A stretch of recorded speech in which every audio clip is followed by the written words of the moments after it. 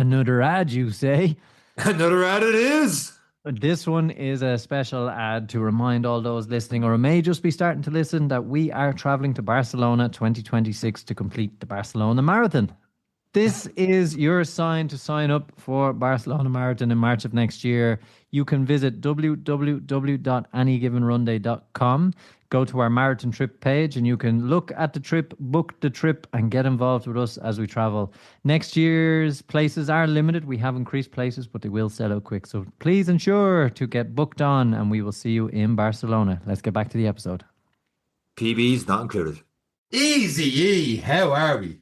Johnny, I don't know how I feel now. No, I do. I came in today and obviously I'm back in Dubai, but I haven't been here in 7, 8 weeks. Eric, there's nothing obvious about that, mate.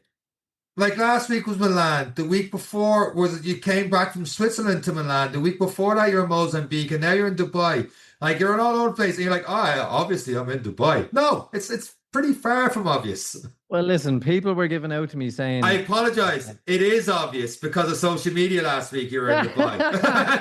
It's very obvious because of social media. And the best part is, I'm going to give a shout out to Cleena Rowan, who called me out and said, thought you stare at walls when you're on treadmills, because obviously I had the view of the whole of Dubai pretty much. And then I had to retaliate very quickly and say, look for pictures. I trawled back through about 3 months to find pictures of the treadmill staring at the wall. I was like, no, told you.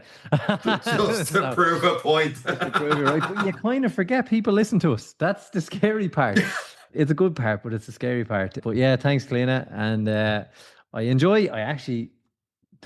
it's actually, the venue makes a big difference. I've really enjoyed my runs on the treadmill here when I'm actually looking at something.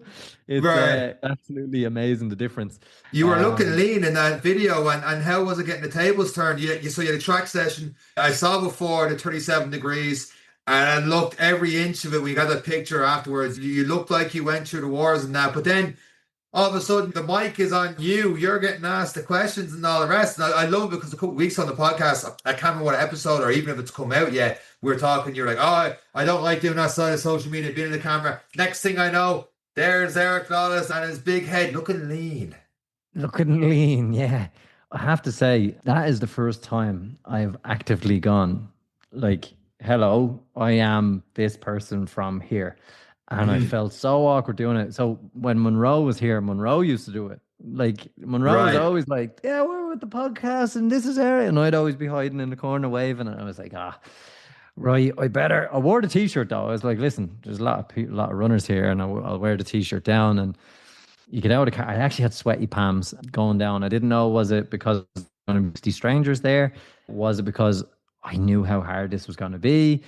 Combination of it all, probably. Like, I treated it like I was going doing a race. I fueled right that day. I didn't do weights that morning. I ate at the right times. I even had, I don't really like coffee, had a small coffee like I would before a race. And I was fueled. I had caffeine. I had a couple of jellies before I got out of the car, just to add in the extra sugar. I was like, right, ready. When you get out of the car, like, if you take a breath through your nose, you know how it's going to be because you can feel how hot it is.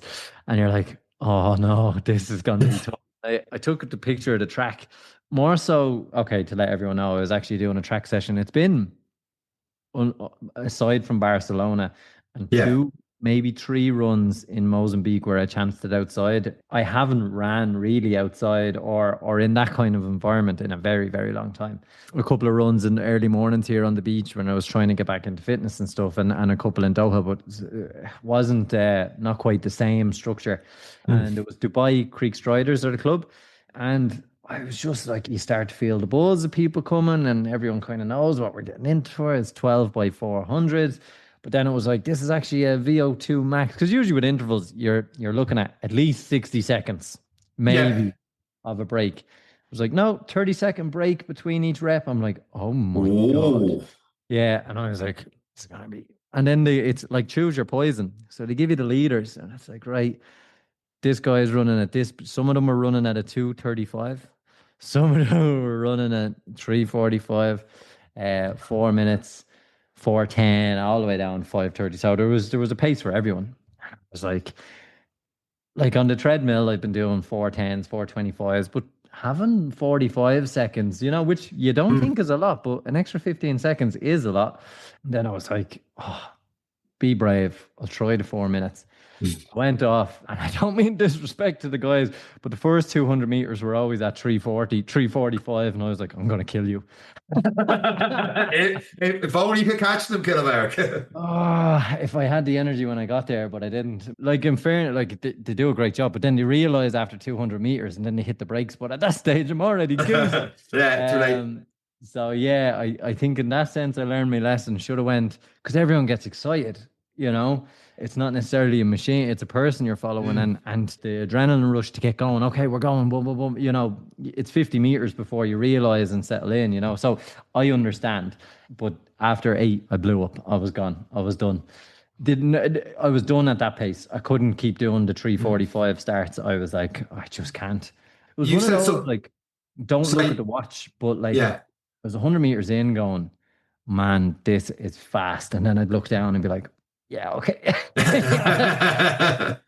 But for me, the positives, taking the positives. One, I wasn't fit enough to be with them. Fair. But with the temperatures being 38 degrees, I was like, this is actually a huge improvement to be able to do 8 with 30 seconds break at that pace, or at least, if you look at the splits, it was like 350, 350, because we'd slow down in the second half. So it always Yeah. end up near the 4. So no complaints there. But after the 8, the Gone. maximum effort stars, I was like, right, need to slow down. And by slowing down, I sat out one lap. So it gave me like let's say a 2.5 minute break. Because by the time that other group came around, I slotted in with them and then went at a 450 and 420. So to be able to finish at the 420 in that temperature, having put in that effort, I was very happy because I don't know anyone been to the gym and you do reps until you can't lift anymore, and then you pick up really light weights and you keep going again till you can't. It didn't matter. I Without drop set. could have went to the 5 minute and I was laboring. I was only 4. I was just staring at feet in front of me. And that was it. I just said, just keep your legs turning and stare at the feet in front of you because I had nothing. And it was one of those, if I was on my own, I was finished after 8. But because other people kept showing up, I was like, get in the group. Doesn't matter, just start and hold on for dear life. And that's what I did. So a big shout out to the club. Yeah, I was doing interviews and everything. I was like, I have really done a 180 on my social media stint. But look, Fair it play. was important to do it. I didn't like doing it, but I did it. But at the same time, it was nice. It's going to be my first and last there for a while. So I'll be back in September. Um, And when you go back in it's September, you will have run at least one race because this week coming up is the Dunshaughlin 10K. With the track coming up, do you have a better idea of what you can and can't do? I know it's not going to be 37 degrees coming up on Saturday. Not like a bit the weather in me, but I'm pretty confident it won't be that warm. No, do you know what? I've no idea. I genuinely have no idea because I have no comparison. Like if people are in the Phoenix Park and they're after putting in a 10K effort at a next pace and they know they've a little bit left in the tank, then you can kind of translate that to next week. I went from a treadmill in Mozambique, which may or may not have been calibrated in the last 10 years, to with no air conditioning, like a fan essentially in the corner of the room, back to here where the treadmill is brand new, the air conditioning is keeping it at 24 degrees. I'm feeling so much more comfortable. I'm running at faster paces, which leads me to believe there's problems in the other place. And then going to a track of 37 degrees. How that translates to Dunshaughlin on a Saturday evening, I have no idea. And the only way I can compare it is the half marathon in Dublin off the back of Barcelona. I was running at 5:10, 5:13. So I'm fitter than I was then. So does that translate to a Mhm. 4:30, 4:40? I have no idea. So the only thing I'm going to have to do is just kind of forget about the watch. And I genuinely think I'm going to just have to, I'm going to set maybe my beeps to every 2 kilometers. And I'm just going to have to feel out the first 2 kilometers and just see what feels moderate. When you're building slowly to be like, right, I'm going to be under pressure at 6K and then just Mhm. hold on. And that's what I want to do. And then after 2K, when I look down, then I'll have a grasp of, okay, this is the pace. And now I have a measured target. If I start to see that drop, I need to push hard. So yeah, it's bizarre. It's really bizarre. Now, there's guys here that are have been training on this track and on these roads, and they're putting in like actual 5Ks outside, and they know, well, look, I can do 3:45s on this. I'm good for a Yeah. 3:25 or a 3 minute. They have that. But when it chops and changes, it's interesting because I'm showing up as clueless as anyone else. And I think that's where the watches and stuff are not really helpful because it's so changing. I had a conversation with Emmett as well, and it was like, look, it's on treadmills. There's so many variables.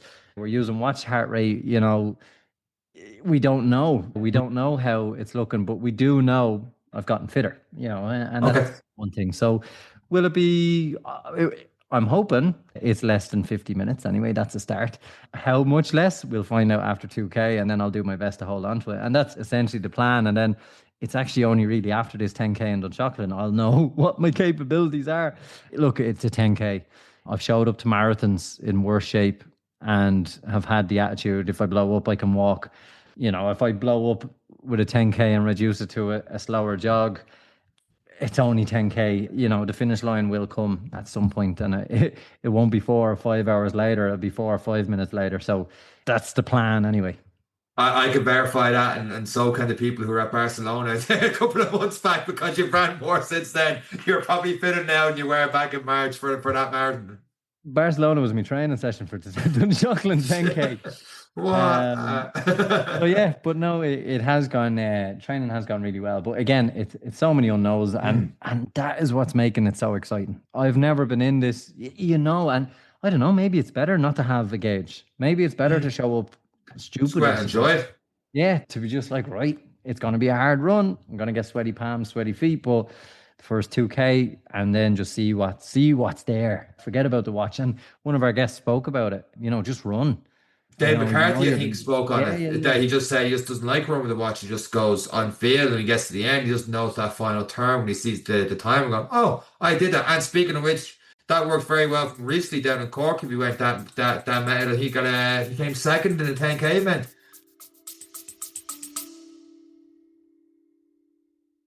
Need fuel that keeps up with your pace? Meet Performs Carb Gel with 30 grams of fast acting carbs, powered by 3 fuel sources for sustained energy when it matters the most. Packed with cluster dextrin for smooth digestion and a steady release. No spikes, no crashes. All that in a compact 40 milliliter sachet, tested under Informed Sport, so you know it's clean and competition ready. Whether you're chasing the podium or just in an XPR, Perform Carb Gel gets you there faster, longer, stronger. If you're looking to stock up, you can use the code AGR to get 20% off your order. By listening to this advert, you are supporting Irish businesses and this Irish podcast. Time to get back to the episode. Yeah, so there could be method to it. I will start my watch, but it's going to mean absolutely nothing to me, absolutely zero until I stop it at the end, and that's You can see it on essentially it. Strava and break it down afterwards, though. So it means something Yeah, to you now when it's done. yeah, when it's done. But yeah, it's exciting, and it is. Look, I have to say, being the nerves of going to a new club, like even though and that's why I understand anyone who's out there is like, I don't know, I'm a bit nervous going out. I get it. I'm still that way myself. But as soon as the first rep goes off, you forget about everything.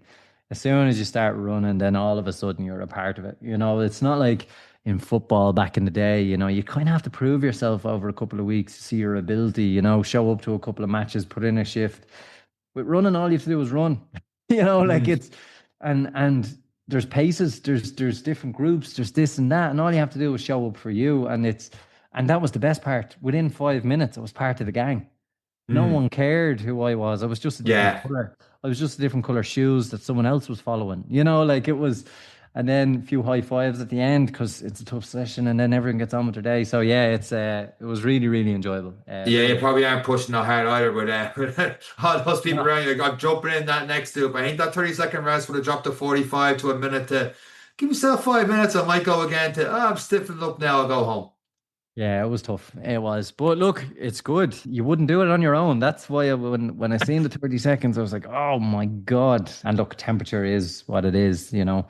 They were saying, oh, you should never really be out of zone 3. I was never out of zone 5. Heart rate 190. Get your recovery. I was like, right, 190 down to 185. Thanks very much. Let's go again. That 5 beats makes all the difference. It Does makes no maximum difference. effort. But it is great, and a big shout out to them. It's good to see so many people out running. Big shout out to Hey. all the clubs at home doing the same thing. And of course, Dunshaughlin Athletic Club, who will be putting on this event that has kept me going for the last little while. And that's what's so good about events around the country being advertised and selling out and people showing up. It's absolutely brilliant. Yeah, no, it definitely is, and it's great to constantly have that goal to get yourself out there now because we always say throughout the winter, it's too cold, it's too wet, it's too miserable to get to get a run in. Then the summer to have these events to go for as well. It's too wet, it's too miserable at the moment out there at times. I know I was living around the other day doing it, but it's you always have the excuse not to do stuff. But when you have those events and those things to aim for throughout the year before the bigger ones, it is pretty cool. Switching gears to this week's episode of the podcast, this guest we've got coming on the podcast, we go back a little bit to my old area of the backyard. I say my old area, backyard ultras. I did two of them. Like I can't really say that, but I was at the All Ireland. But I tapped out of the All Ireland when I met my next guest. Long before he did. So to see his journey in that field and a lot of different topics in this podcast is very interesting. The scary part of this one is this person found out about Backyard Ultras from our podcast and has now taken on Backyard Ultras and is excelling. And it's nice to see, like what it means when people give information, when guests give information and talk about their stories and the influence it can have. And this is definitely a person who is trying to have a good positive influence on people around him as well. And it's a fantastic listen, a fantastic episode. And again, it brings someone else's perspective and running journey into it and why it is we're lacing up the shoes and getting out. And it's a fantastic episode. And with that said, it's this week's episode of the Any Given Run Day podcast. Let's go.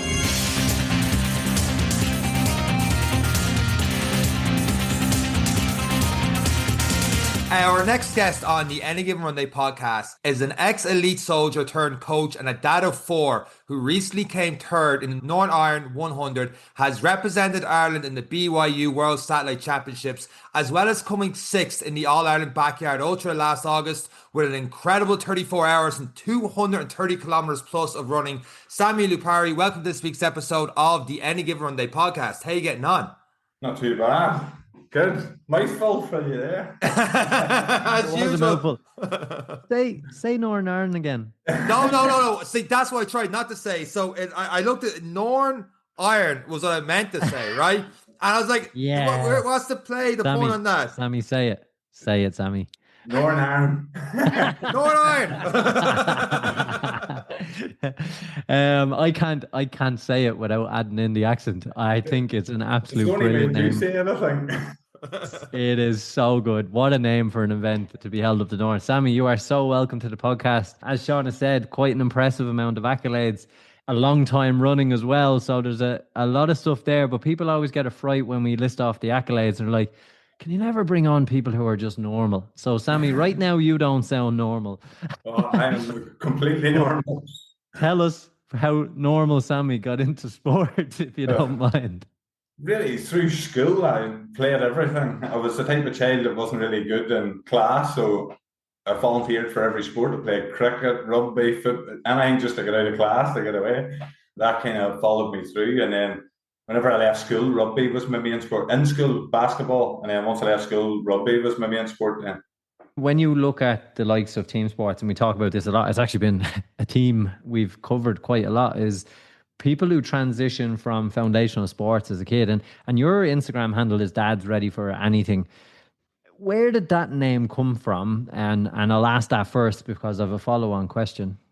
So like the Dad's Ready for Anything, the Ready for Anything is actually my old unit that I was in the army. Motto is Ready for Anything, for prepared for everything. So then I just obviously put the dads, and obviously it's something that means something to me, and that's where it come from. And then I think somebody else had it, so I had to put 365 in the end of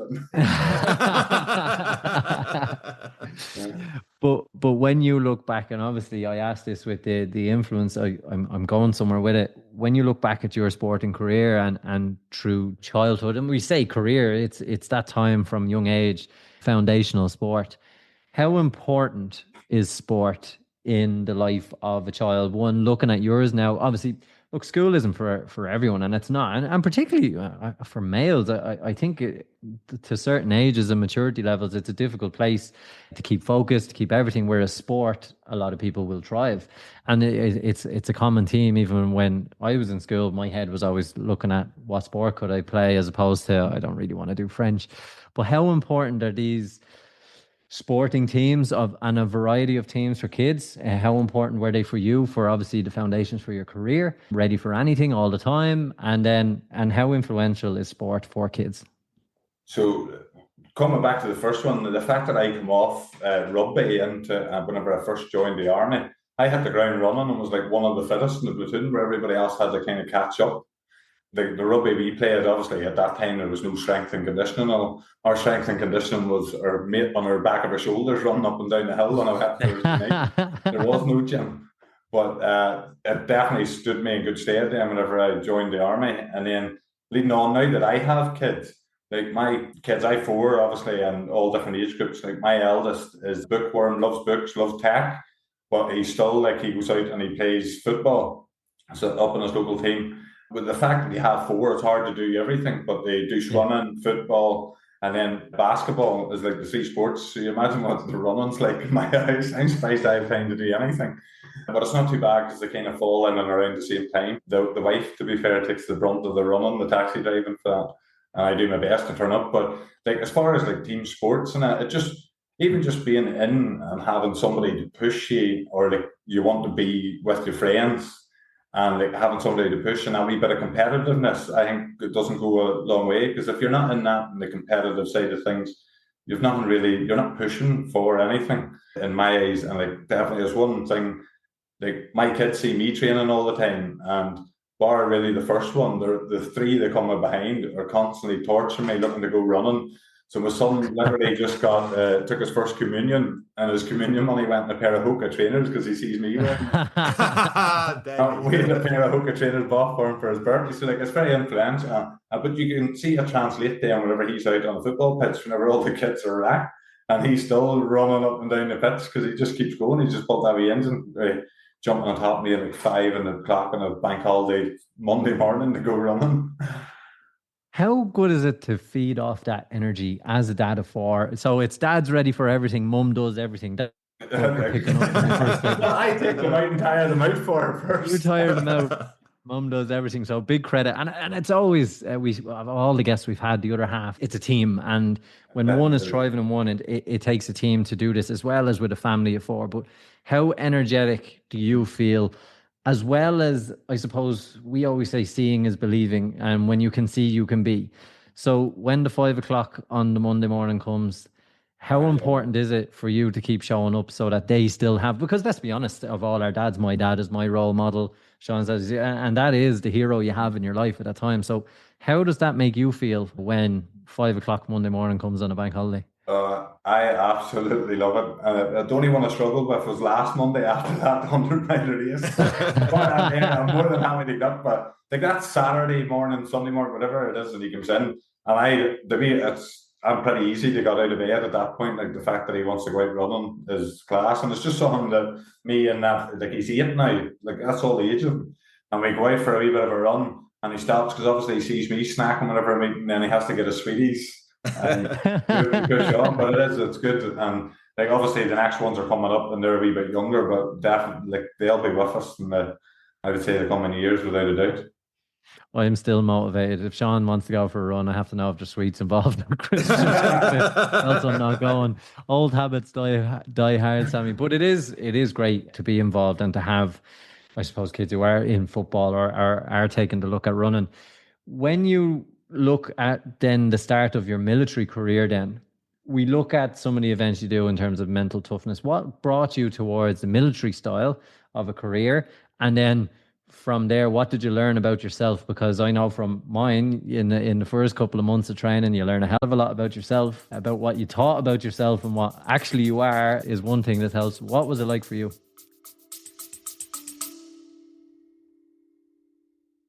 Tired, aching muscles, and overworked feet? Discover Ultra Pure Ice Cold Menthol Gel, your instant, fast acting, and cooling savior. Powered by menthol and boosted by arnica, rosemary, eucalyptus, and peppermint essential oils, it's a powerhouse of natural recovery. Massage ultra pure ice cold menthol gel into your legs, arms, back, neck, shoulders, or our personal favorite, Hey, easy, Sean. feet, and feel the instant cooling sensation. Grab a tube today. Your body will thank you. Proudly made in County Mayo by an Irish-owned, award-winning family business, Ultra Pure blends quality, care, and value into every product. Available in pharmacies and health stores nationwide or shop online. Find out more at ultrapurelabs.ie or on our new website, anygivenrunday.com. Now, let's get back to this podcast. But so I was influenced. My granddad passed away whenever I was quite young, and at the time he was in the RAF. But I just seen a black and white picture of him standing in his military uniform, and I was like, always just like had it in my head that I was going to the army from I was no age. And then obviously growing up, like 16, my mum and dad point blank refused to sign the paperwork. And I, to be fair, at that age you don't really understand anyway what you're signing for. But the day after my 18th birthday, then I went online because I was obviously old enough to sign up and signed up. And then next thing I got like my join instructions through the post. And my mum opened them thinking I got a court summons for something because it was a bit of a handful around the time. It turned out it was the join instructions for the army. But again, whenever I joined the army, I was run about, I wouldn't say the wrong crowd because I was involved in it, but like we live in quite a small town and it was a lot of fighting. Like every weekend you went out, you were drinking, you were fighting, you were drinking, you were fighting. And at that time I kind of thought I had a wee bit of a name for myself for being a wee bit of a hard boy and like somebody that could handle themselves. But then you get in the army and have like a 6'5" absolute macho man chewing the light at 3:00 in the morning. You feel a bit this big, so you get put in your place now at the start of it. It's definitely one for taking the ego off a lot of people and instills a lot of discipline. And one thing that I loved about it was when people talk about motivation leaves very quickly, very quickly once you join. And then it does become the learned discipline. And that's one thing I'm always grateful for. My career in the Defence Forces was that learned discipline. Now I've moved into the flying side, but in that 2 years of training element, it always stands to me. You went on from that into obviously ready for anything, which is a step further in your career. What brought you towards that? So, like as I say, whenever I joined, I didn't really know much about it, and I don't know what it's like down your end. But whenever you go to the careers office in ours, you're kind of whatever your recruiter is, you end up joining that regiment. So I ended up being an Irish Guard. So you know the lads in the red coats and the big hats down outside Buckingham Palace. And like obviously being who I was and I just wanted to be soldiering. But luckily they had ties with the parachute regiment. So then I was fit to go on and do P Company and I went to the parachute regiment. And then while you were there, then you were fit to see the Pathfinders operating. And like the Pathfinders are in that grey space kind of between like the rest of the army and the special forces. So they were cutting about with big long sideburns and long hair. And they were like, I want to do that. And then, right, what's involved in that there? And then obviously went for that next intake, and then that involved a 6-week selection course. And selection, for those who don't know, anyway, like a selection for a special force it's really a weeding out process through very little sleep, a lot of intense activity, and trying to see everything: your mental toughness, resolve, physical fitness. How was that 6 weeks for you? Tough. So the course was set up so like you were really tested. They're completely the first 2 weeks. You were like loads of fast stuff, which I wouldn't be great at, and then we went on to like the hills, and there was a big Bergen, loads of hill map reading, and that bit is really just to tire you out then for whenever you actually get to the soldiering bit. And like all they really wanted to see was you again talking about the discipline, about having the discipline to do the right thing whenever you were tired. And that's exactly what they're looking for. And then once you actually get in is whenever you actually learned your trade. So like really once I got past the faster stuff, it wasn't too bad in the hills, and then through the soldier and stuff, like I settled in, to be fair, because I was quite comfortable in that kind of environment anyway. But it's one of them, you don't even know if you're passing or failing or what, because you hear nothing until that last index is called, and then you get called into office and you get told where you passed or failed, and you don't know nothing until that point.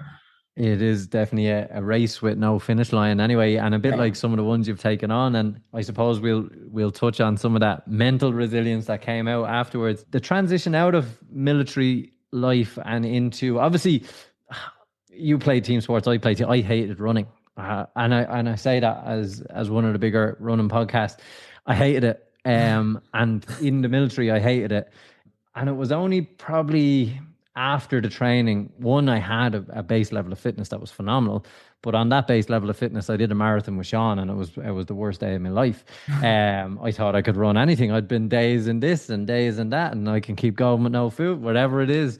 And it was a lesson that I will remember for the rest of my life, that I did not know how to run. I could run, but I did not know how to run. And I didn't understand what endurance really meant in terms of as a sport. So I learned a lot about running afterwards. And that's when my love for it really came in. How did you find the transition out, or did you need something then to keep yourself going after obviously going through all of this stuff?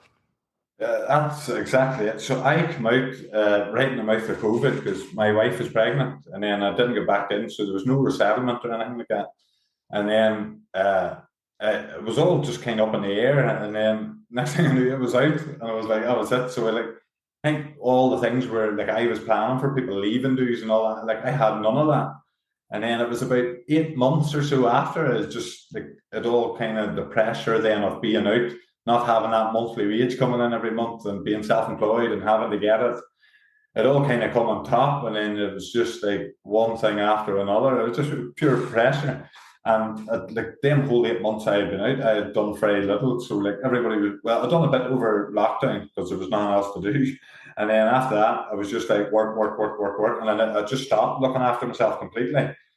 And it kind of it got to come to tuition anyway, where I was like snapping with my wife, snapping with the kids and all, and I went a wee bit too far, one of them, and then I ended up going to therapy for that, and kind of like talking through it before things got worse. And like I would say, the wife was probably on the verge of leaving me, to be fair, and like she's openly admitted that there after I talked to her. But then for me, like sitting down and talking to therapists and all, but realizing that like what I have will not be cured was probably the biggest trigger. But there's things that you can do to minimize that. Whereas like I left the Pathfinders, as I say, like the peak of the British Army at a point where we were so busy and it was constant chaos. You were here, I was getting phone calls. I could have been in America 3 days, they over here, Jordan, like just bouncing about the place out into a life of just being at home, and nothing was challenging me.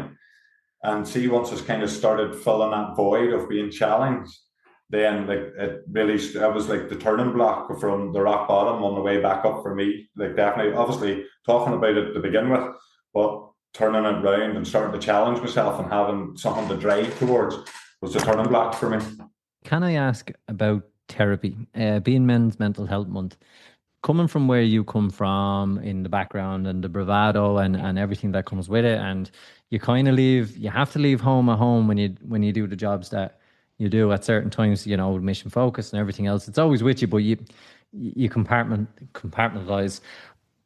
What was it like? And I'm asking because some people may be listening, may be thinking of it. What was it like going to your first therapy?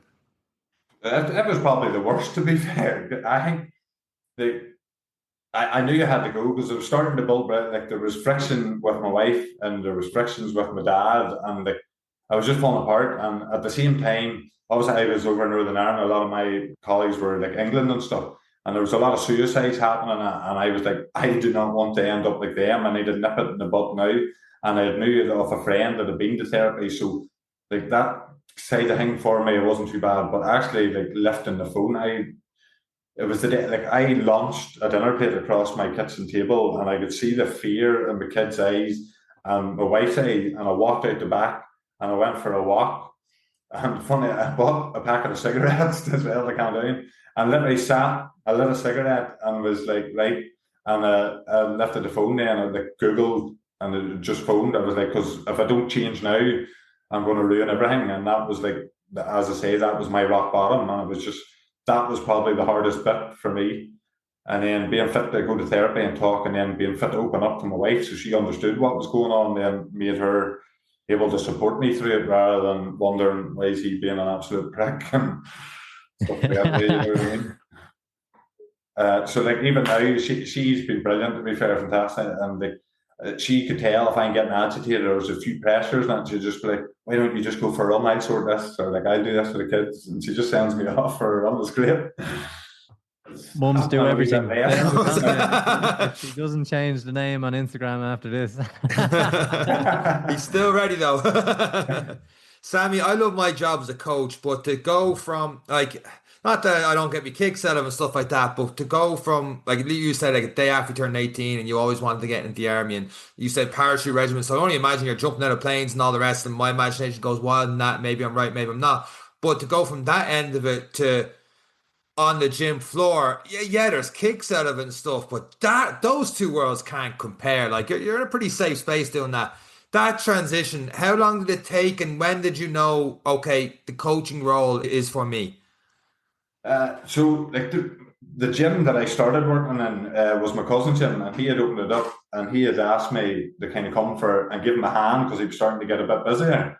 And I said, he's like, "You're pretty good at this." And to be fair, see, just having like that, like a space of like a community, so to speak, again, as it reminded you a wee bit of like being in the army and having that, like just being a part of something. Whereas like team sports kind of was out the window for me because they weren't really even started back up by then. But I just thought with the kids and stuff like that, it just brought that community. And then like it's one thing I kind of talked about in therapy because it was pretty close to actually going back into the army because I thought, I can't do this, I'm just going to go in. I was nearly going to throw everything away.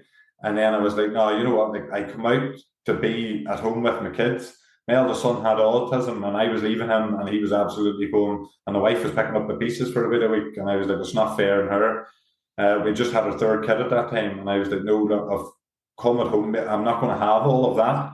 So I'm just going to have, this is what I want. So I just need to make something work that way. And then I tried to maybe fill that gap a wee bit with the fire brigade and got all the way through, got offered a job, went for a medical, and my hearing was gone in my left ear and got refused the job. But that was a real kick in the stone.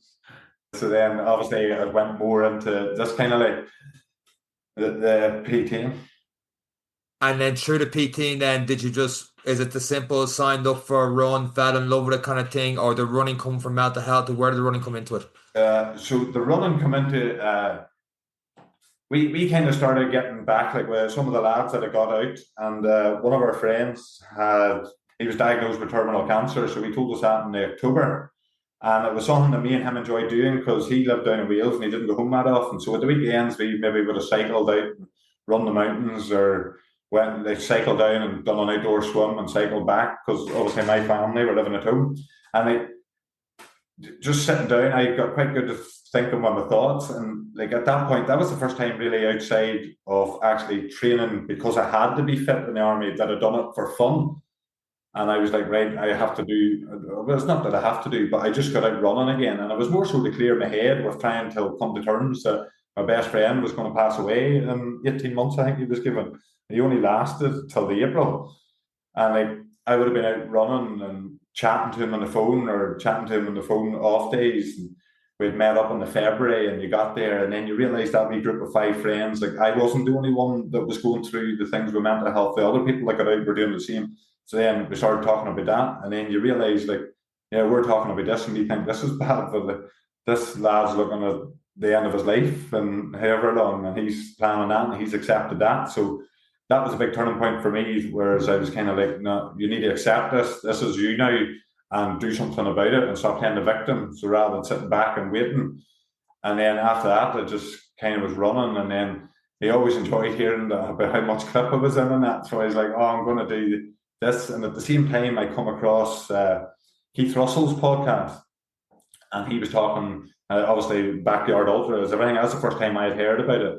And like he had went through the trauma of losing somebody and like dealing and knew and it was coming up, and that's how he found running. And do you know, you just kind of click with somebody and you can almost feel as if you know what exactly they're going through. Obviously, his was his daughter, so like I can't tell how he was feeling, but I would say it wasn't pleasant. And I just kind of clicked with that and thought, and like he was kind of my inspiration. So I was like, right, I'm going to give one of these backyard ultras a go and just see how far I can go. And that's what led me down that path.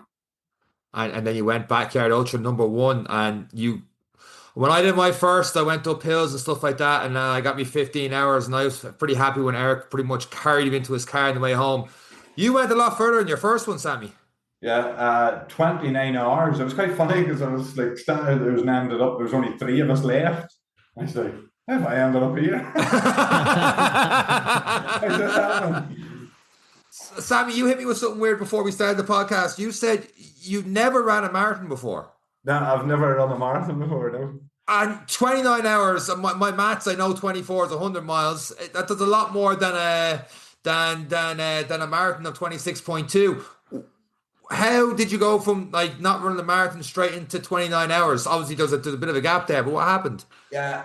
So like I've always known my strength, even like as I was saying with the hours, like I'm not fast. I know I'm not fast, but I can hold the speed. So like we have two different kind of marches and like our testing. You have a 2 miler where you're carrying weight and you've got 18 minutes to complete it. And there's people doing that in 15, 16 minutes, where I was more around the 17 minutes. And then you've got one where it's like 10 miles and it's a wee bit more weight. And then funny, now I was starting to finish in front of these boys that were really quick because I went at the same speed that I did for the 2 mile, for the 10 mile. So I kind of knew that more. So ultra running would be more. I'm 92 kg, 93 kg, so like I'm not light, and it's just kind of what I want, because eating and running, what's not the love, was like a day out.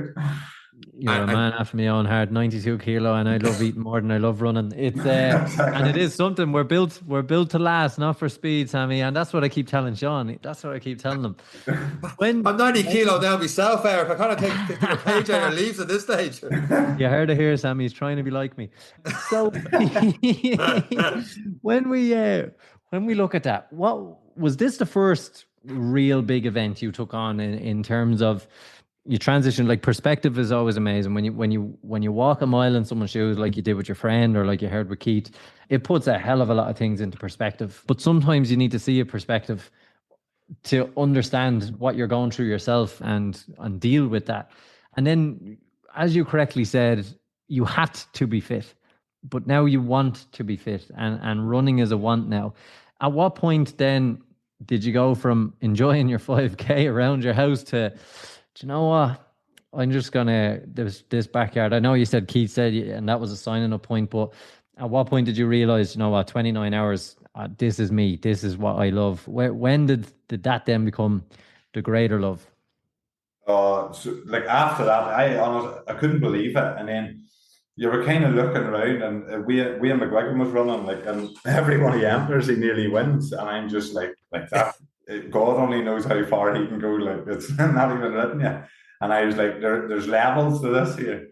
And I can't even remember why I come off that. But I know it myself, like after I come off, I was like, I had more in me there. I was kind of looking at the two boys and almost had myself beat, because I'm like, oh, them boys, look, they're running a lot better than me. They're doing this a lot better than me. And I pretty much took myself off, like more so than actually having an injury. And I just come in over the time. I was out there and come in over the time. But looking back, I was like, oh, I really wish I had went for that. And it was the same then coming on to the All Ireland one, whenever I done the 34 hours. I went out in 35 and I had a wee bit of a niggle in my calf. And I was like, oh, you know what, this is enough to stop me, because then I knew I'd qualified that stage for the World Championship. So I was like, no, I'm going to stop now. I was playing it sensible. And I was like, I'll go all out on the World Championship. In your defense, though, I could see, I've seen Wayne at the back, down in elevation, stuff like that. That man just looks like he's out for a stroll, and he could run for days. So 34 hours straight, your calves actually, you've qualified for the Satellite World Championships a couple of months later, and you probably see Wayne as like, he can go for days. You know what? I've got bigger fish to fry, because when you do the World Satellite Championships and you're representing Ireland during the last 15, so the best went to the All Ireland in August, and you're into the top 6, and you're like, I can go one step further. And now, in a couple of months later, the winner of that pretty much goes to Tennessee, the World Championships. It is like the Super Bowl of backyard ultras. You're in it. You have a 200-mile goal. 9:30 the following morning, someone called Ashton messes the whole thing up on you. What happens? Oh, devastating. Like, we had run all night through the lashing rain. The paths were like a flood. And then the sun was just coming out. And we're like, happy days. We were starting to get our wet kit off, and then next thing we got told they were shutting it was in a national park. They were shutting the national park because the storm was coming with 80 mile an hour wind. No. And there was a lot of dummies thrown out of the pram. I actually remember we were about to record an episode of the podcast and seeing that and just being absolutely devastated with you guys, because it seemed like you got through the worst of it, and then all of a sudden they're like, no, you're pretty much told like, that the government, it's all gone. 15 in as well. I mean, I think we're one of there was only 13 countries left with all 15 in, and there were strong runners. Like you had likes of ones that had been to Tennessee and that before, and we're like, this is going to go with, and like I was excited. Do you know when you get excited? This was more than 2 days, and then next thing the storm. So there's an itch here to get back.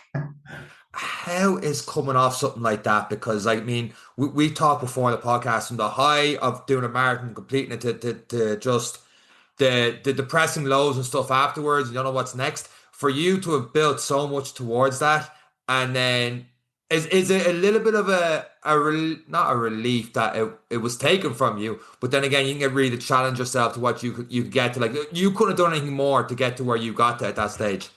No, it definitely wasn't a relief. Like I was going into that one like with my head going, right, you're going to breaking point in this one, and then to not be fit to do it. Like as I say, the first one I kind of was a wee bit soft. The second one was soft because of the next one that was coming, and I was kind of like, right, this is your time now to see what you're made of. And then it come to head, and you're just like, no, just the things seem to be brightening up. But it's one of those things. It was the right call at the end of the day, because I think one of the lads was staying local and he went out the next day and there was trees down everywhere. So once you see that, they were like, fair enough. But I think if they had went round it and there was nothing on it, I'd have been raging even more. But it's one of them things that happen. I just more got in for the actual team side of life.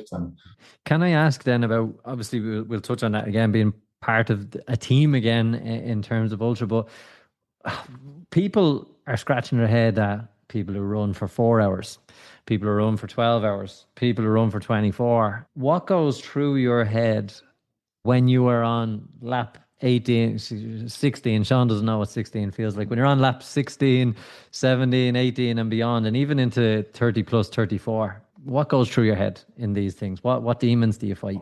I try and not have very much go through it, to be fair.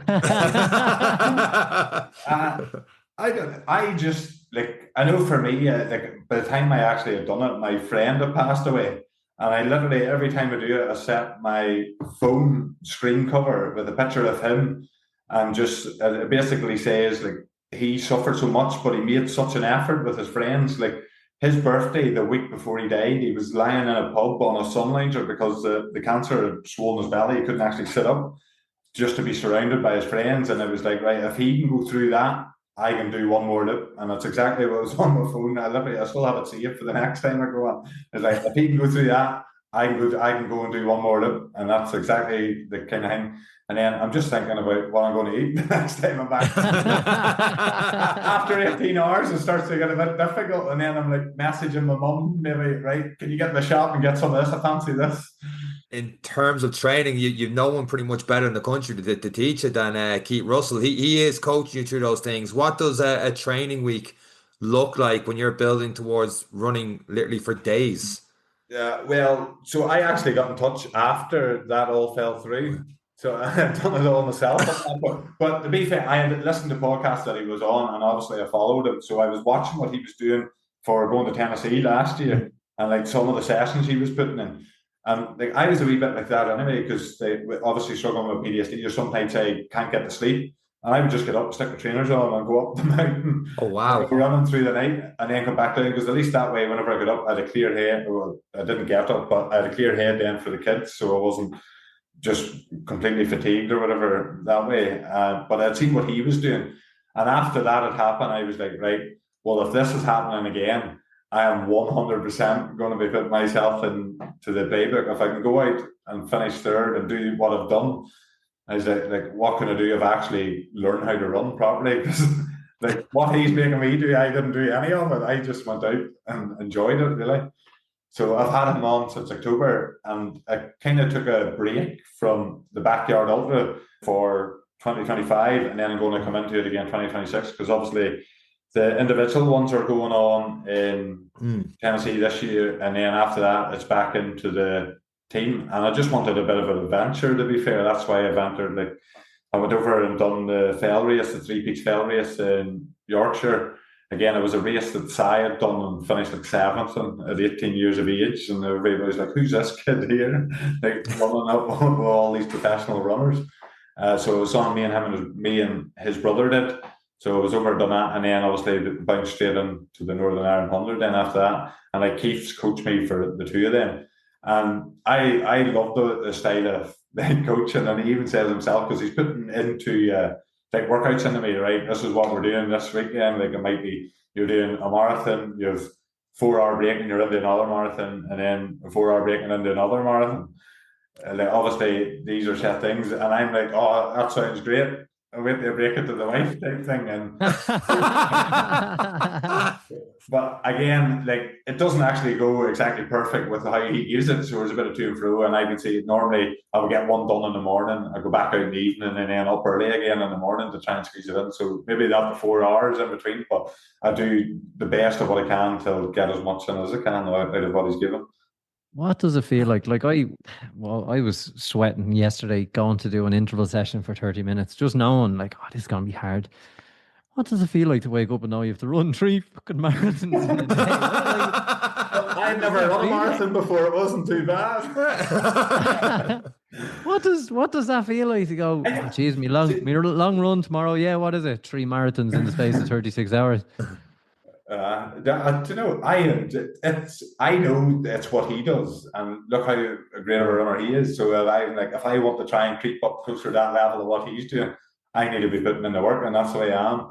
Like, and I remember, so obviously we were on training peaks and stuff, and like, seeing that I'm not green, I'd be raging. And I can believe it, because I missed a few. There was a wee bits going on, like my wife's granny passed away and that, and I missed a few, and then I finally got in touch. And even out of that, he still says like it was one of the most consistent. And like, I don't understand how people can pay a coach and then not be consistent. You just want to feed off him, to be fair. Sammy, running 3 marathons. I'm gonna get into Eric's excuse because he threw a slight dig at me with the 16-hour stuff there. 92 kilo and doing 3 marathons over a weekend. How is that on the body, and how are you combining? Because I've seen you do gym work, and you're not exactly lifting light in the out deadlifts in the gym. Like, how are you balancing that with the amount of running you're doing and keeping yourself fit? So I dig at me. You just said I'm an animal like Sammy. You're a big lad that's running feck all. You're around 30 minutes. You just said I'm an animal like Sammy. Thanks, you're, Sean. you're not deadlifting like you Sammy. were just about you're not to running like Sammy. You're not deadlifting like Sammy, but you're heavier than Sammy. Sammy, you're about to describe how great we are. Continue. But as far as it comes to the strength, I think the fact that we are that wee bit heavier, like, the strength's nearly more important to us than it is be for we're animals. No, don't use we with you in there. Don't use we with. So I would normally have whatever he kind of gave in on the week, and then if it was a big week like that there and I knew it was coming, like, I got it on a Monday and I knew exactly what was coming for that week. We'd adjust whatever early, and then I would know. And then I built my training out of that, so I would be a lot lighter in the gym and probably go a wee bit more of more so stuff just addressing to see if there's any issues. So like, they'd be turning into body weight split squats and stuff like that. But on the lighter weeks, then that's my chance then to go heavy. And it's outside whenever you're a wee bit further away from the race. I would try and keep then all my strength sessions in to keep that wee bit of muscle on. And then as it builds, I slowly drop them off, and then eventually it turns into just kind of looking after it and addressing any issues. Can I ask about nutrition then? Because obviously maintaining the physique, like we would know, Sammy, you know, Sean wouldn't have a clue. Maintaining that, how do you manage then the levels and intake of food? Obviously protein, because if you're trying to keep muscle on, obviously Keith's a lot lighter. You've got a lot more muscle mass. How do you find the eating around this level of training, as well as trying to obviously maintain some muscle mass? There's some going to be lost, that's a given, but how do you try and maintain and balance it? To just eat whatever. No, so a full chicken. So like, see if I ever be in a shop, we have these things up here, it's yellow stickers where it's reduced, and I see chicken like that. I buy it, it's in the air fryer, it's cooked, and then it's just ripped into a pot. And then like, I just a bit of that, a bit of barbecue sauce or whatever, and eat off that way. Like, protein wise, I have no problem eating meat, like steaks, whatever. But to be fair, we are quite traditional. It's all meat, spuds, and veg. Like most of our dinners are. Maybe you'd have the odd one. Like a Thursday night's quite busy with us with football, and that would be our handy dinner, so to speak. But the rest of the time, we're eating rice, we're eating pasta, and again spud dinners and stuff like that. They're all with meat, and then outside of that, I buy the beef isolate protein, where it's just like squash, and it just allows you to top it up as you keep going. But I have no problem eating. And normally, especially whenever you're on them big weeks, I can maybe be sitting at 10 o'clock and we're just getting ready to go to bed. And I'm like, oh, did you order a wee pizza? Because I maybe know a big day's coming the next day. Might start these backyards myself, Sean. Man, it's Steffi. I'm telling you. I'm telling you for years you start doing backyards. You said you're too big. Your excuse is gone. Sammy, no man alone. What are we talking about here? So this is something I've just started recently, because obviously I've come out the back end of what I was doing, and there's a few of the lads that I would run with, and we go out over the mountains and stuff, but I know that doesn't really appeal to people, and they see especially oh, you're out and you're doing this for Ireland, and they don't really want to go. And I was just like, what can I do within my community to help battle mental health? I'm no way a mental health specialist, I'm not a psychologist or anything like that, but I set up a No Man Alone, which is just a free outdoor workout. So again, get the lads out in nature, a bit of crack. It doesn't matter whether it's raining, sunshine, and we just an hour's workout, a bit of chit chat, and then we're in a WhatsApp group with a wee bit of support, and that is basically all it is. And it's just something that I can do. And my son, the runner, he comes along with me, helps me set up, joins in, and he's part of that, so he sees it, and it's just building again.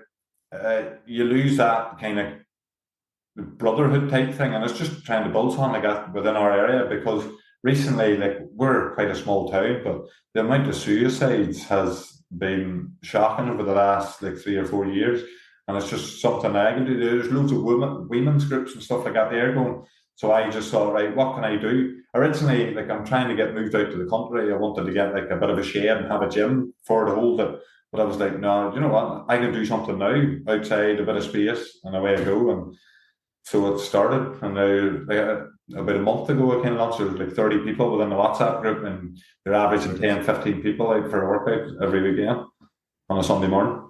It's something about going through a workout and pushing each other hard that kind of, I find, as a way of opening conversation and stuff afterwards, rather than going in cold. Before, it used to be 3-4 pints down the pub, and then the conversation go anywhere. It mightn't be what you were going to open up on, but how, even with that, how hard it is. I remember I was watching recently a Bill Burr stand up, and he's like, guys have two emotions. It's either grand or angry. We're usually angry all the time, angry, and then we're grand. He doesn't say grand, he says a different term for it. And then if you keep asking him, he's all right, he goes back to being angry again. So they're the only two emotions guys are allowed, whereas girls are allowed to have all these different emotions and stuff, and they talk about it, get off the chest, and that's it. Whereas we bottle it in. And even saying that, I do feel sometimes yeah, but you're privileged being a guy, whereas we've talked in podcasts before about I could run and headphones on, and I'm not going to get catcalled and stuff like that, whereas women suffer through that. But guys do as well, and we kind of bottle in and don't talk about that. And even I have to say that stuff out loud, I feel conflicted there. How hard is it to, you've been through that, you picked up the phone. That's not an easy thing to do. That is the hardest thing to do, I think. And I kind of keep it so it's a wee bit more.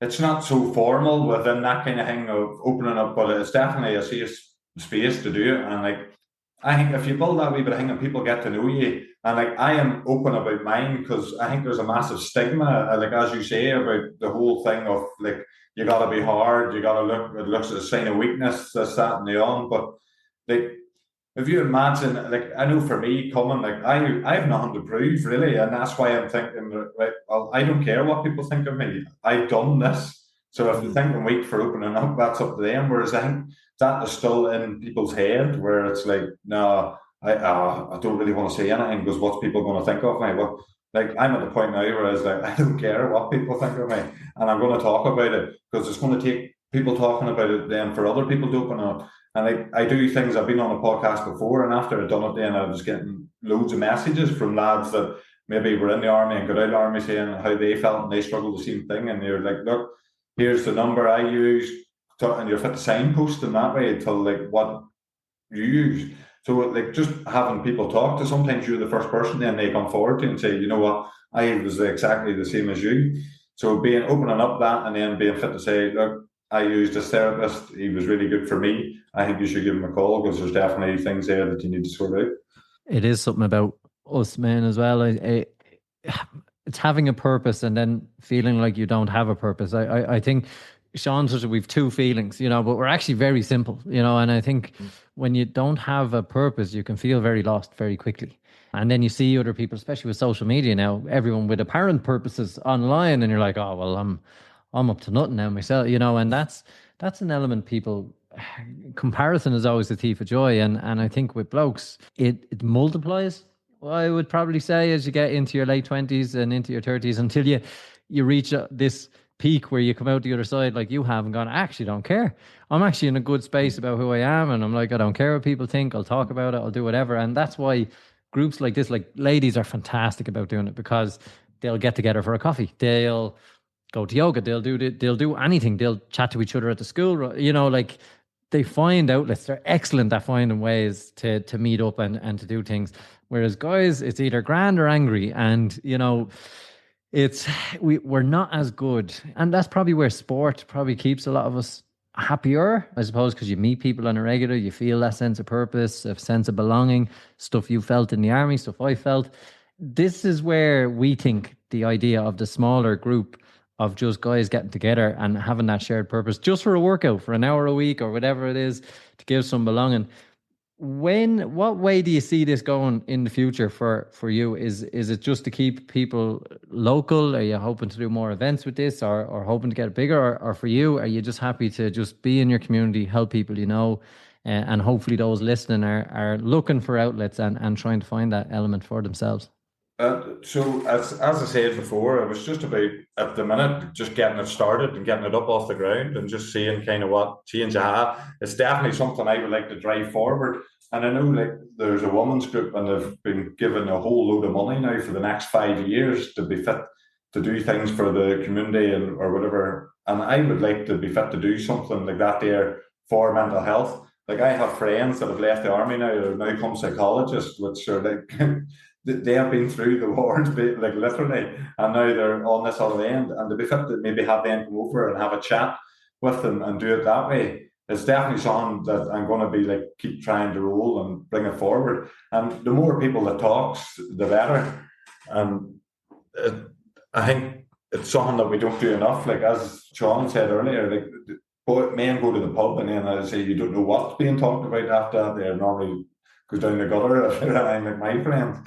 So it's just having that thing of being, like as you say, a bit of a community. But like I was at a local business yesterday again, just done a bit of a talk on it and like my experiences, my story, how I got over it, and like it come across really well. And again, like the money I got of it, I've put into the No Man Alone. So like there's a pool of money sitting there ready to support people that maybe come on. Because I think that was my main thing for doing it, was to make sure it is absolutely free. Because I know at the time whenever I was struggling the most, it was a financial thing, was quite a bit of it. And like you have all the gyms and the PTs, but it's a financial cost then to go and be a part of that. Where this is free, so it's open to everybody, all walks of life can come. All you have to have is a phone with a WhatsApp and be fit to get to a certain place. And that's exactly. And the reason why it's on a Sunday morning is almost to keep the men out of the pub as well. Like the last time I actually got drunk, I had the odd drink, but the last time I actually got drunk to the point where I wasn't in control was after my friend had died, his memorial, so like his funeral over in Wales. And I come away from that there with I'm sure everybody, the pure fear. And I had that for about a week and a half, and I was like, I am done with drink. And I would say it was maybe 8 months after before I actually was like, oh, you know what? It was my brother's wedding then. I was like, oh, well, I'll have a drink, like obviously celebrate as well. But no more than 2 pints for me, just so I can stay in control and I don't have that brain fog. And that's part of the reason then for the 7 o'clock. I think if you're feeling bad, the drink just adds fuel to the fire, and it 100% did for me. Like, I know whenever I was going through my worst, I had maybe one or two here on a Tuesday night, and then one or two on a Wednesday night. I think it soon adds up. And again, you drink to numb the pain, but once you drink with it, you feel worse because now you got a sore head, and now all these thoughts are trying to go through it as well. So, that's where the 7 o'clock in the morning comes from on a Sunday.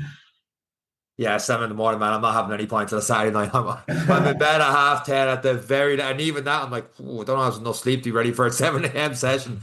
At the very near the start of this podcast, you talked about, you said PTSD. I could be misquoting you here. You said something about not being ever through it. Is it something you constantly then because that sounds scary. Like what does the average person not get from it that we look at like a Rambo movie? Not the first one, but the later ones that we don't get about PTSD and that constant going through mental health. What is the misconceptions that people have about it? I think, well, I know even whenever I was I thought, oh, I'll get help and I'll be fit to come out the other side. But like, obviously you're medicated and stuff like that there to begin with. But like, I think that was the biggest wake-up call was whenever the therapist actually told me, look, it's nothing, this is something that'll always be there, because like, it doesn't matter how great life can be going, like a small trigger is enough then, like a smell, a taste of something is enough then to set you off, and just literally transports me straight back to Afghanistan. And like, it's hard to describe that there to people, like even a bang going off, whatever it is, to like a certain scenario. And like, that will always be good, but you can you have the telltale signs of when it's coming, and then obviously you know what you can do to help come out of it. That's what you work on, obviously, through the therapy. And and to add to Sean's, it's not a quick fix. It's not, as you said, it's not go in to the nursery, come out happy, and it's something you learn to manage, I suppose, with help, with guidance, and then, as you correctly pointed out as well, and your family have to learn that as well, which is probably a huge factor, because it's dad's ready for everything, mom does everything. So it's, she can't do everything if she doesn't know. And that's probably the hardest bit for men as well, is to bring the family in as well.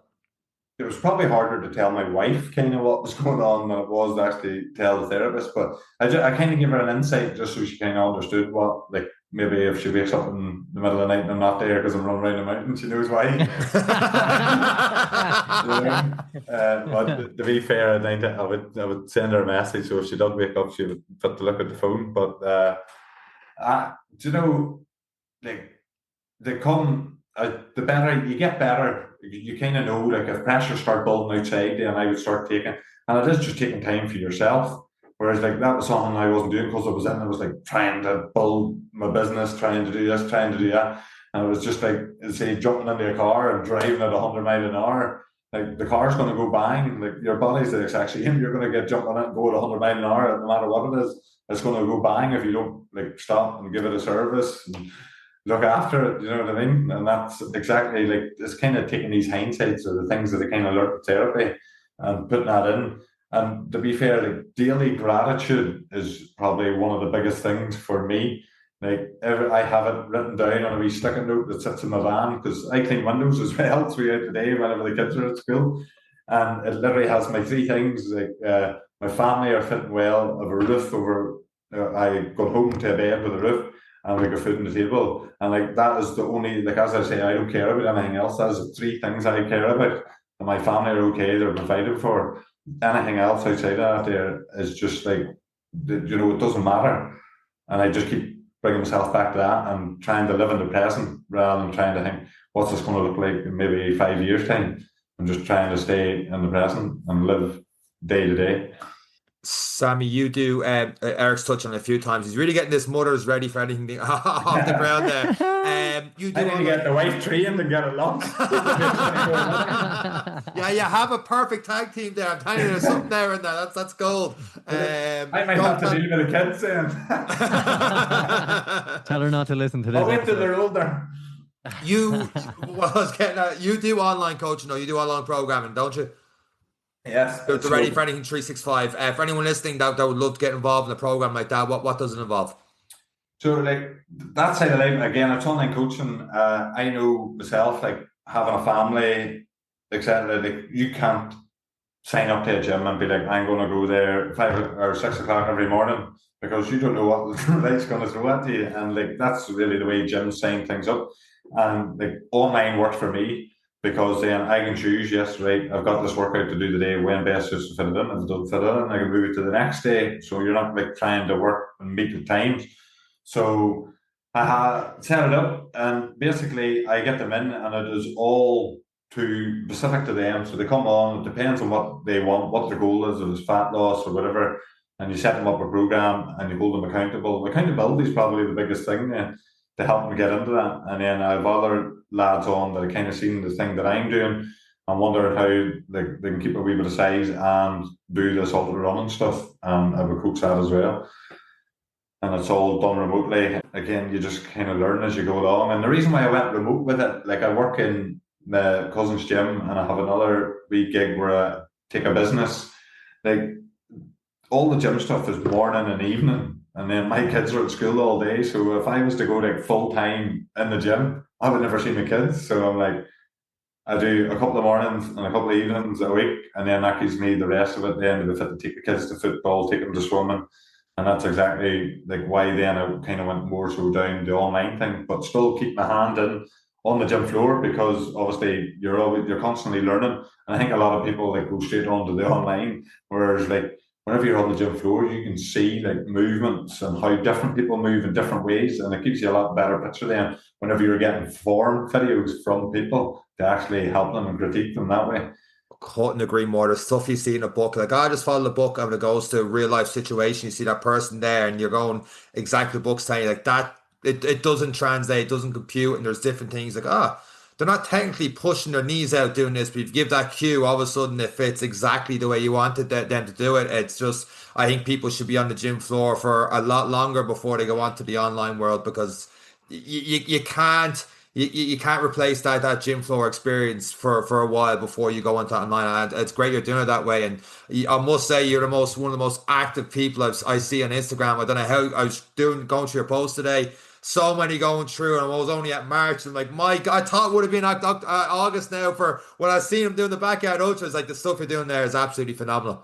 You know, I maybe got that in the gym or I've got it from a client and was like, right, I could literally be doing somebody checking and right, they're asking that question. Somebody else is asking that question or feats that we push or whatever, and I just stick it on, and that's exactly the way I do it. Just there and then, like I don't.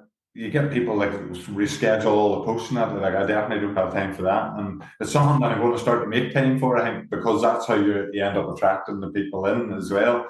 It's like actually sitting down to make content to fit because like a lot of it's there, but it's pictures. It's not really me talking, and obviously people need to get to know you as well before they actually buy into you. You'll end up starting a podcast, Sammy. I don't know why anyone start a podcast, but it's you end up doing it for about 5 years. Then before you know it, it's absolutely brilliant. Then you get guests in the podcast convinced to do a backyard ultra because there's a lot of food involved there. Isn't that right? I'm telling you, he's going to sign up for one when he comes back this time Only next year. because he orders pizza at 10 o'clock at night. That's a man I want to live with. Sammy, I know you're a man who's trying to put in the present. You said the team element of Backyard Ultra is where you found your happiness, I suppose. As you look at this year, are you going to do a marathon? I know it sounds like just a Sunday morning. Yeah, but would it interest you to do a marathon? I'm looking to do Dublin. Yeah? Yeah. Well, I didn't get the tickets entered the lottery. I never got one, but I knew they always come up. I would have liked it, obviously, set, so I at least I get my name, but I ended up like having to take somebody that's last minute injury. I'll do it anyway, but the marathon interests me now because like, obviously Keith had me doing the things that I would normally do, like the sprint sessions, the hill sessions, and like I can see a massive difference within my running, and I would like to go and test that, like in obviously the marathon distance. So like I think the marathon compared to like the likes of the Backyard Ultra and the 100 milers that I do, it's two completely different types of running. And I would like to go back and give that a wee bit of a test and see what way the lungs hold up. Well, Sammy, I hope to see you in Dublin for that one. I'll see you at the start line. I know for sure I won't see you at the finish because you'll be gone home and everything, and I'll still be running the thing. But the absolute best of luck with that, and hopefully I see you back on the backyard ultra circuit next year. Yeah, so look, I'm hitting it in February again, and they give me enough time for the October if I qualify. That's the plan. For Tennessee? No, for October. So next Oh, year, the team championship, like that for me, I think, like for all the size of us, that team that we had, if we had got going, we could have done something special there. Whereas like we're in that wee medium team, I reckon we could have given a real good showing of ourselves and maybe squeezed into the top 10 there. I knew it was there, and like I felt that to have that taken away, I was like, I want that there, a wee bit of a just put Ireland on the map within that backyard ultra. Absolutely. Sammy, it's absolutely fantastic listening to the podcast, and best luck with those goals you have over the next 12 to 18 months. Absolutely brilliant. We will have Sammy's Instagram handle in the show notes to check him out. Check out his Ready for Anything 365 program. And that is it for this week's episode of the Any Given Monday podcast. For myself, Sammy, and Eric. Take care.